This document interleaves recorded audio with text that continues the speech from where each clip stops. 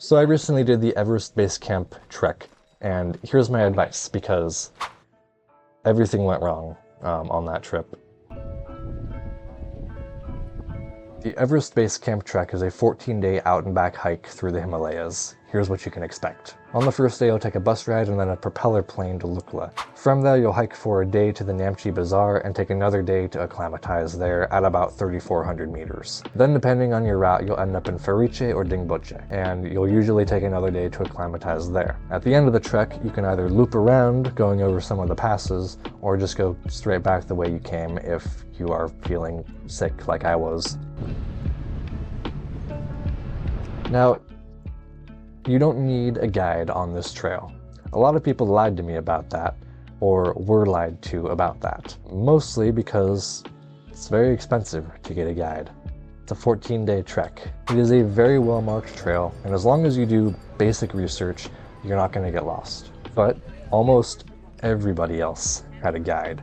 They were either in a group with a guide or had a single personal guide. Most of those people who I talked to thought that was the only option because they were lied to. So that's not cool, but now you know.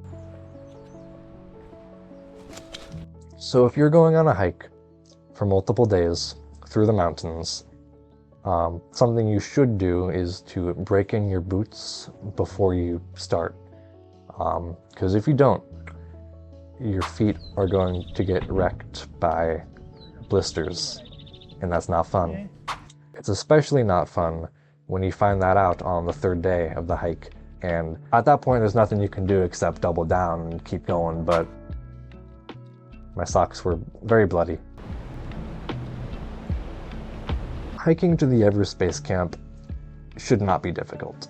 It is not difficult. There are old people that do it all the time, and they don't seem to have much of a problem. It becomes an issue when you don't prepare properly and you screw up a bunch of things. Like I did.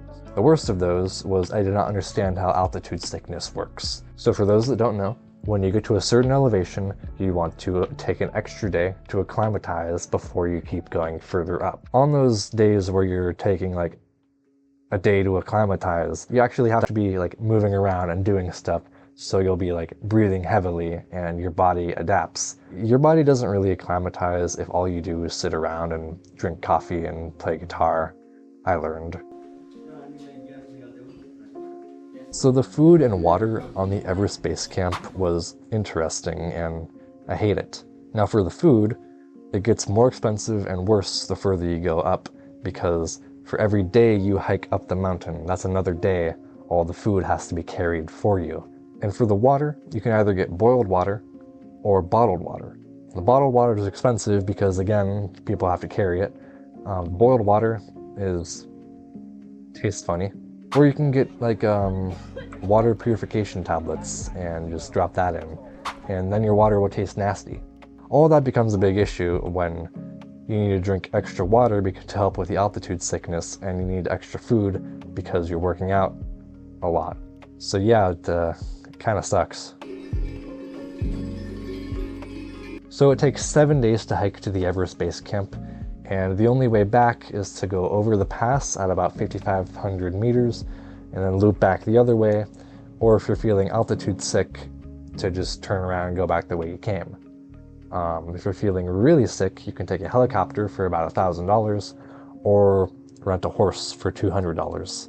The oxygen saturation of my blood at that time was 65%. Normally, if you're under 95%, they send you to a hospital. At that altitude, like 80 is more normal, but 65 is still like you're gonna die. However, I did not want to spend $1,000 on a helicopter, so I walked back, and it sucked.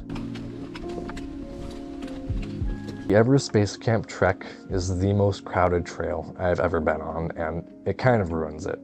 Because every step of the way, there's either a group of people, a group of 5 to 30 animals in a caravan, or a group of porters, or some old dude from Europe with walking sticks, and they're either 2 feet behind you or 2 feet ahead of you, and you have to wait till they pass, and it is the biggest hassle ever. It is such a pain. At times, it was more like waiting in line than hiking a trail. It was that bad. Those old Europeans, they're on something else, let me tell you. I found the best way to avoid the crowds was to leave later in the day, which makes sense when you realize that 90% of the groups have a guide, and most of those guides make them leave at 5 or 6 in the morning. But if I don't leave until 8 or 9, I'm so far behind them that I don't have to deal with other people on the trail. Now, this also becomes a problem because if I'm not where I need to be by the time it gets dark, I will freeze to death. It's a risk I need to take because I want photos for Instagram that don't have people in them. I'm taking a break to have some yak cheese, and in case you thought I was running out, I got a lot more.